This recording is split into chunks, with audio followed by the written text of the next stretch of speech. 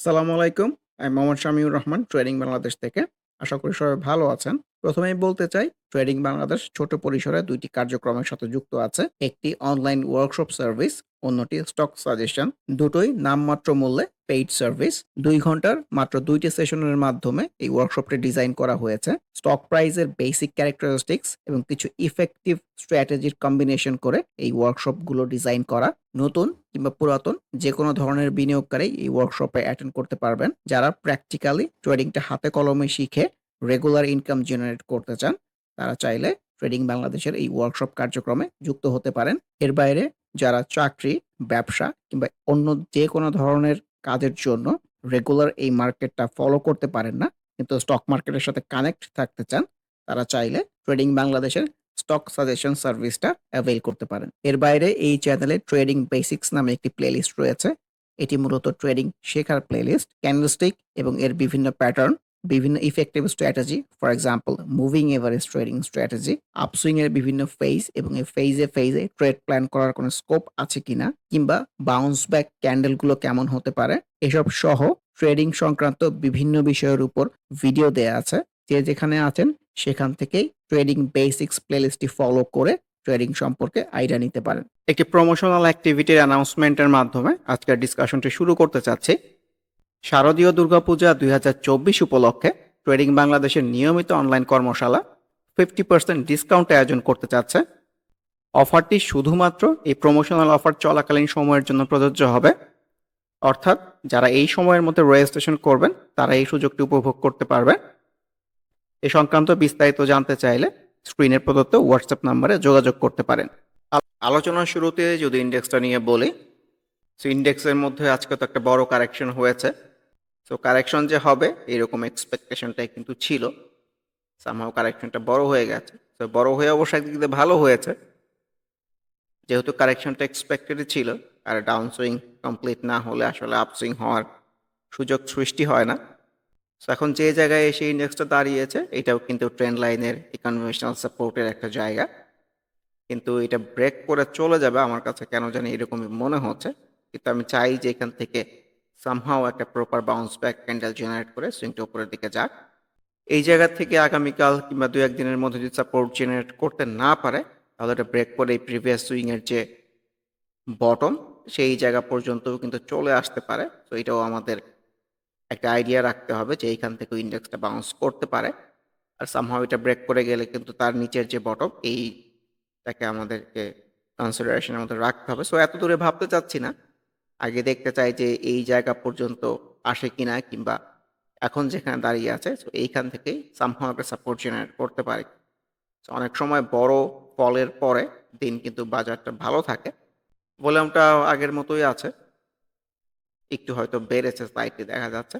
কারণ vital point হচ্ছে index আসলে কবে বাউন্স ব্যাক পাওয়া যায় এবং বেশিরভাগ স্টক সেই বাউন্স ব্যাকের সাথে রিফ্লেক্টেড হয়।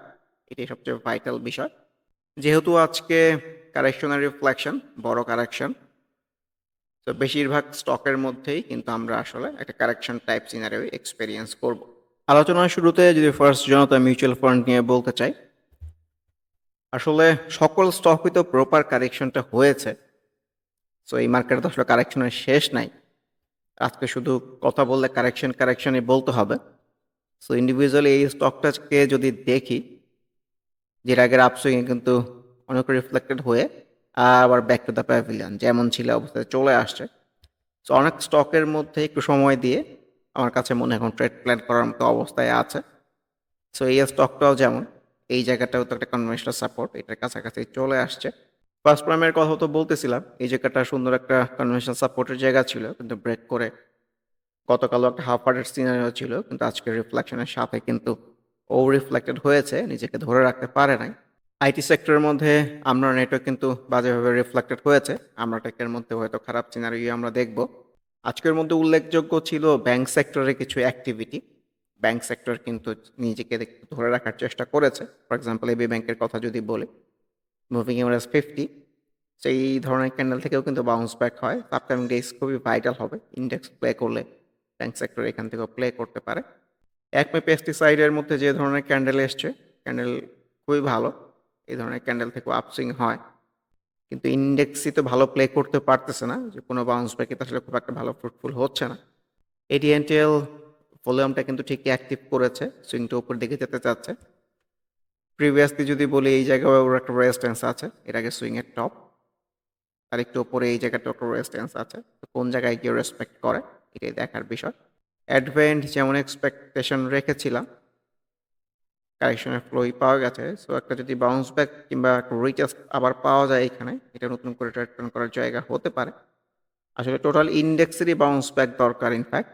আফতাব অটো নিয়ে গতকাল যেমন বলতেছিলাম যে মুভিং এভারেজের রেজিস্ট্যান্স আসতে পারে, আজকে তো ভলিউমটা পেয়েছে, গ্রিন ক্যান্ডেলও পেয়েছে, কিন্তু ক্যান্ডেল যে খুব সুন্দর এসছে এরকম না। সো আফতাব অটোর জন্য সামনের দিনটা ভাইটাল হবে যে সামহাও এখানে ভলিউম অ্যাক্টিভ করতে পারে কিনা। ভলিউম অ্যাক্টিভ না হলে কিন্তু এটাই একটা সেলস এর হয়ে কারেকশনে চলে আসতে পারে, কারণ স্টকটাই আসলে ডাউন ট্রেন্ডে চলতেছে।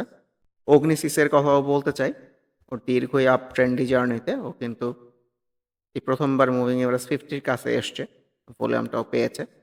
সো নরমালি কারেকশনের দিনে ওর আজকেও কিন্তু ভালো কারেকশন হওয়ার কথা ছিল, কিন্তু সেই ক্ষেত্রে কিন্তু এইভাবে কারেকশনটা হয় নাই। সো আপকামিং ডেজ অগ্নিসিসের জন্য ভাইটাল হবে যদি ভলিউমটা ডেভেলপ করতে পারে সামহাও, মানে এই বাউন্স ব্যাকের ভালো রিফ্লেকশন দেখাতে পারে, তাহলে কিন্তু আশা আছে। আর সামহাও যদি কালকেও রেট চলে আসে, তাহলে কিন্তু কারেকশনের প্রতিই ভাবা উচিত। এআইএল এর রিফ্লেকশনটা আসলে আজকে ভালো হয় নাই, মোটেও ভালো হয় নাই এটাই বলতে চাই।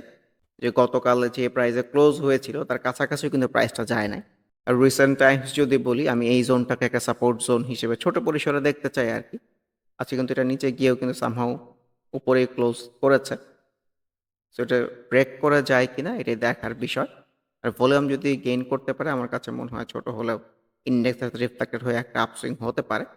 আর হাস্টেক্স হাফ ওয়াটের সিনারিও, আজকের কারেকশনে যে পরিমাণ কারেকশন হওয়ার কথা তেমন কারেকশন কিন্তু হয় নাই। সো এই ধরনের ক্যান্ডেল থেকে অনেক সময় ভালো হয়।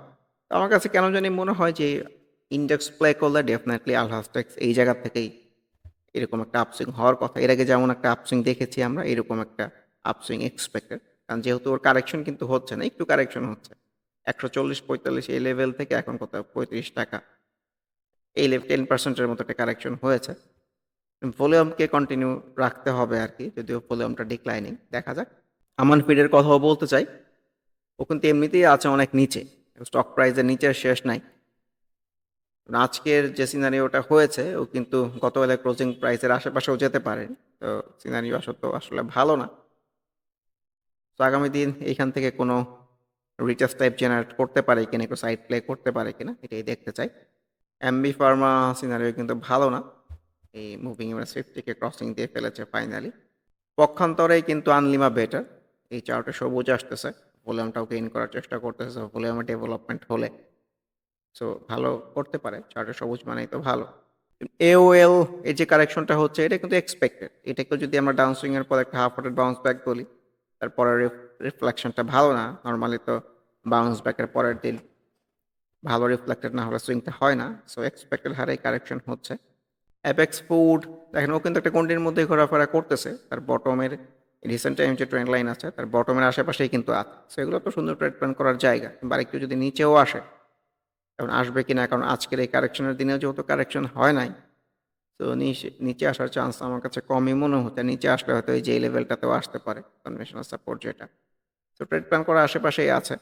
অ্যাপেক্স ফুডের মধ্যেও কিন্তু আজকে আসলে ভালো ক্যান্ডেল পাওয়া গেছে। দেখা যাক এখান থেকে আপসুইং জেনারেট করতে পারে কিনা। বারাকা পাওয়ারের কথাও বলতে চাই। ওর যে একটা কনভেনশনাল সাপোর্টের জোন আছে, এর আগেও যেখান থেকে আপসুইং হয়েছিল সেই জায়গার কাছাকাছি কিন্তু চলে আসছে। Let's see. For example British American tobacco আজকে ভালো কারেকশন হয়েছে। তো এই টাইপের স্টক তো একটু কারেকশন হলেই কিন্তু আসলে ইন্ডেক্সের মধ্যে পরিবর্তন লক্ষ্য করা যায়। তো ওর যে সিনারিও ভালো না, আমি তো এখান থেকেই বলতেছিলাম।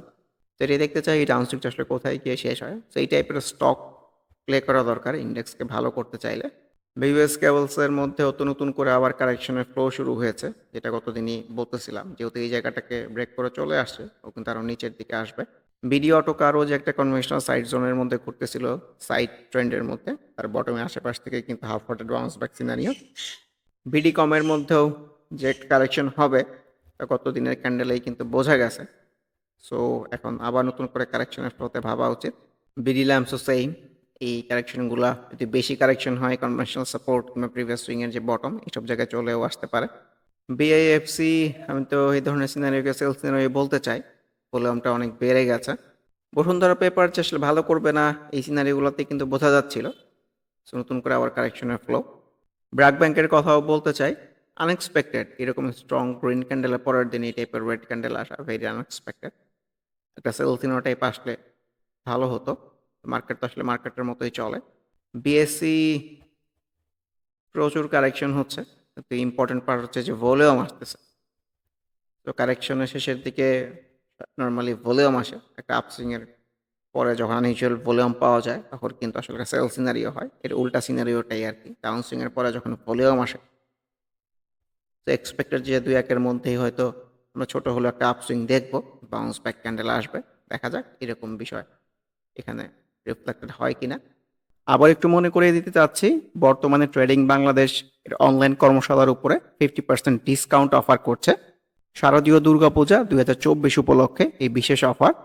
সো যারা এই ডিসকাউন্টেড প্রাইস কর্মশালায় অংশগ্রহণ করতে চান, স্ক্রিনের প্রদত্ত নাম্বারের মাধ্যমে যোগাযোগ করে রেজিস্ট্রেশন সম্পন্ন করতে পারেন।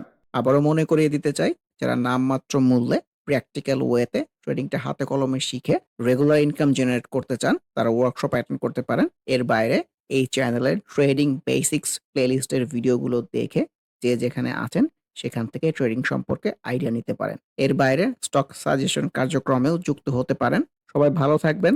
আল্লাহ হাফেজ। Happy trading. This is Shamir Rahman signing off from today's episode.